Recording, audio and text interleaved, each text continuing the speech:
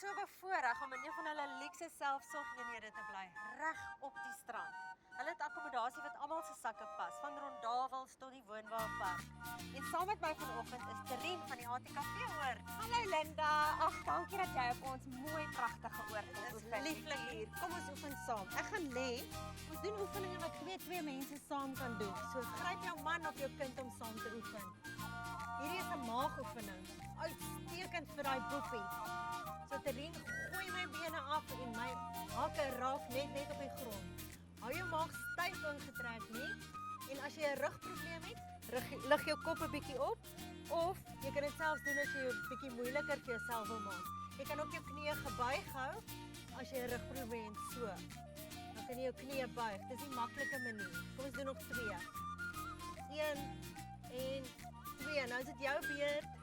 Kom ons kyk of my maagspiere sterk genoeg is. Goed. Lig die bene op. En die een wat gooi, staan met die boude uit en gooi lekker hard. Gooi lekker hard, so jy kan voel, jy moet weerstand bied. En wanneer jy dit doen, hou jou maagspiere ingetrek. So jy kan by die huis probeer vir 20. 2 en 1.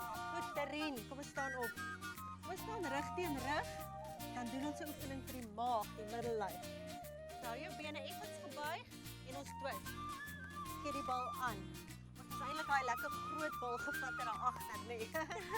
So hierdie is uitstekend as jy met vakansie is om met jou kinders te doen. Nog so 2 en 1.